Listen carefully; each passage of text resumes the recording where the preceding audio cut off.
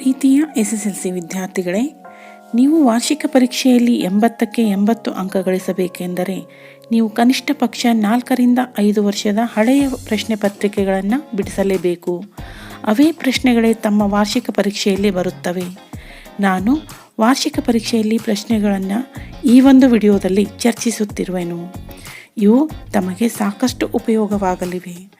ಮುಂಬರುವ ದಿನಗಳಲ್ಲಿ ನಾನು ವಿಷಯಕ್ಕೆ ಸಂಬಂಧಿಸಿದಂತೆ ಸಾಕಷ್ಟು ವಿಡಿಯೋಗಳನ್ನು ಮಾಡುತ್ತಿದ್ದು ತಮಗೆ ಉಪಯೋಗವಾಗಲಿವೆ. ಆದ್ದರಿಂದ ಈ ಒಂದು ಚಾನಲ್ಗೆ ಸಬ್ಸ್ಕ್ರೈಬ್ ಮಾಡಿದರೆ ನಾನು ವಿಡಿಯೋ ಅಪ್ಲೋಡ್ ಮಾಡಿದ ತಕ್ಷಣ ತಮಗೆ ಒಂದು ನೋಟಿಫಿಕೇಷನ್ ಸಿಗುತ್ತೆ. ತಾವೇ ಮೊದಲು ಆ ವಿಡಿಯೋವನ್ನು ನೋಡಬಹುದು. ಭಾರತ ಭೌಗೋಳಿಕ ಸ್ಥಾನ ಹಾಗೂ ಪ್ರಾಕೃತಿಕ ಲಕ್ಷಣಗಳು, ಈ ಒಂದು ಘಟಕದಿಂದ ಮೊದಲನೆಯ ಪ್ರಶ್ನೆಯನ್ನು ನೋಡೋಣ. ಭಾರತದ ಪ್ರಾಕೃತಿಕ ಲಕ್ಷಣಗಳು ಯಾವುವು? ಇದು ಏಪ್ರಿಲ್ 2015, ಜೂನ್ 2022ರಲ್ಲಿ ಬಂದಿದೆ. ಉತ್ತರವನ್ನು ನೋಡಿ. ಉತ್ತರದ ಹಿಮಾಲಯ, ಉತ್ತರದ ಮಹಾಮೈದಾನ, ಪರ್ಯಾಯ ಪ್ರಸ್ಥಭೂಮಿ, ಕರಾವಳಿ ಮೈದಾನಗಳು, ದ್ವೀಪಗಳು.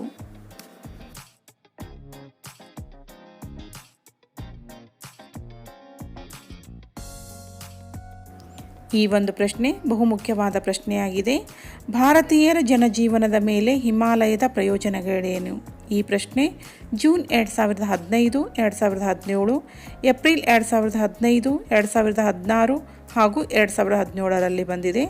ಉತ್ತರ ರಕ್ಷಣೆ ಒದಗಿಸಿದೆ, ಶೀತಗಾಳಿಯನ್ನು ತಡೆಯುವುದು, ನದಿಗಳ ಉಗಮ ಸ್ಥಾನ, ಜಲವಿದ್ಯುತ್ ಉತ್ಪಾದನೆಗೆ ಅನುಕೂಲ, ವಿಶಾಲ ಮೈದಾನ, ವೈವಿಧ್ಯಮಯ ಸಸ್ಯವರ್ಗ, ಅಪಾರ ಖನಿಜ ಸಂಪನ್ಮೂಲ, ಪ್ರವಾಸೋದ್ಯಮ, ಧಾರ್ಮಿಕ ಕೇಂದ್ರಗಳಿಗೆ ಪ್ರಾಮುಖ್ಯತೆ ಪಡೆದಿವೆ.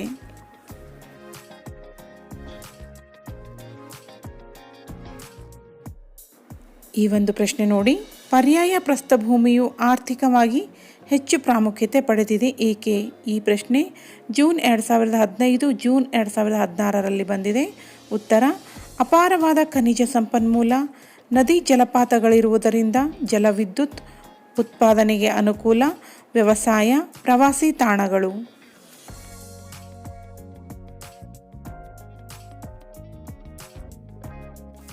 ಈ ಪ್ರಶ್ನೆಯನ್ನು ನೋಡಿ.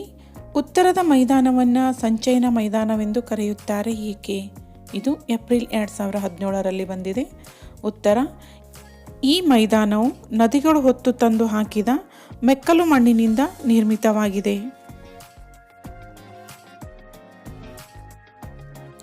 ಈ ಒಂದು ಪ್ರಶ್ನೆ ಏಪ್ರಿಲ್ 2018ರಲ್ಲಿ ಬಂದಿದೆ.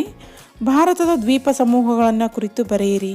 ಉತ್ತರ ಭಾರತದಲ್ಲಿ 247 ದ್ವೀಪಗಳಿವೆ. ಅವುಗಳಲ್ಲಿ 204 ಬಂಗಾಳ ಕೊಲ್ಲಿಯಲ್ಲಿ ಮತ್ತು 43 ಅರಬ್ಬಿ ಸಮುದ್ರಗಳಲ್ಲಿವೆ. ಅಂಡಮಾನ ಮತ್ತು ನಿಕೋಬಾರ ದ್ವೀಪಗಳು ಬಂಗಾಳ ಕೊಲ್ಲಿಯಲ್ಲಿವೆ. ಲಕ್ಷದ್ವೀಪಗಳು ಅರಬ್ಬಿ ಸಮುದ್ರದಲ್ಲಿದ್ದು ಅವು ಹವಳ ದ್ವೀಪಗಳಾಗಿವೆ.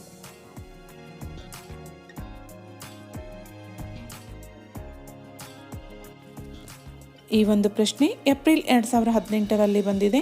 ಅಂಡಮಾನ್ ಮತ್ತು ನಿಕೋಬಾರ್ ದ್ವೀಪಗಳು ಹಾಗೂ ಲಕ್ಷದ್ವೀಪಗಳ ನಡುವಿನ ವ್ಯತ್ಯಾಸಗಳನ್ನು ತಿಳಿಸಿ. ಉತ್ತರ ಮೊದಲಿಗೆ ಅಂಡಮಾನ್ ಮತ್ತು ನಿಕೋಬಾರ್ ದ್ವೀಪಗಳನ್ನು ನೋಡೋಣ. ಇವು ಬಂಗಾಳ ಕೊಲ್ಲಿಯಲ್ಲಿವೆ.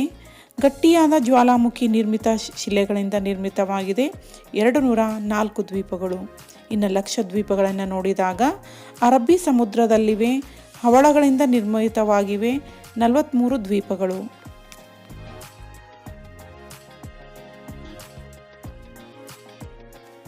ಈ ಒಂದು ಪ್ರಶ್ನೆ ಜೂನ್ 2022ರಲ್ಲಿ ಬಂದಿದೆ. ಭಾರತದ ಪ್ರಮುಖ ಪ್ರಾಕೃತಿಕ ವಿಭಾಗಗಳಾವುವು? ಉತ್ತರ ಉತ್ತರದ ಪರ್ವತಗಳು, ಉತ್ತರದ ಮೈದಾನಗಳು, ಪರ್ಯಾಯ ಪ್ರಸ್ಥಭೂಮಿ, ಕರಾವಳಿ ಮೈದಾನ ಮತ್ತು ದ್ವೀಪಗಳು.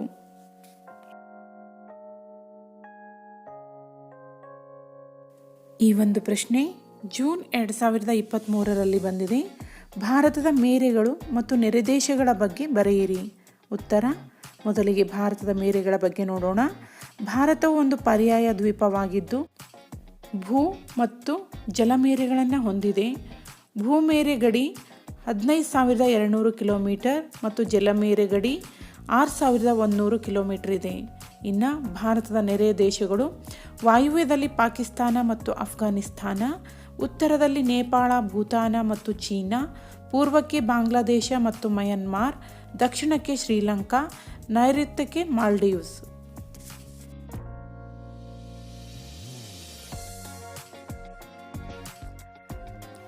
ಈ ಒಂದು ಪ್ರಶ್ನೆಯನ್ನು ನೋಡಿ.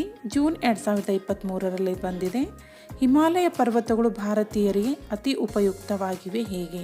ಉತ್ತರ: ರಕ್ಷಣೆಗೆ ಸಹಕಾರಿ, ಉತ್ತರ ಏಷ್ಯಾದ ಶೀತಗಾಳಿ ತಡೆ, ನದಿಗಳಿಗೆ ಉಗಮ ಸ್ಥಾನ, ಜಲವಿದ್ಯುತ್ ಶಕ್ತಿಗೆ ಅನುಕೂಲ, ವಿಶಾಲ ಮೈದಾನ ನಿರ್ಮಾಣ, ಸಸ್ಯ ಪ್ರಾಣಿ ಸಂಕುಲಕ್ಕೆ ಆಶ್ರಯ, ಅಪಾರ ಖನಿಜ ಸಂಪತ್ತು, ಪ್ರವಾಸೋದ್ಯಮ, ಧಾರ್ಮಿಕ ಕೇಂದ್ರಗಳು, ನೈಋತ್ಯ ಮಾನ್ಸೂನ್ ಮಾರುತ ತಡೆದು ಮಳೆ.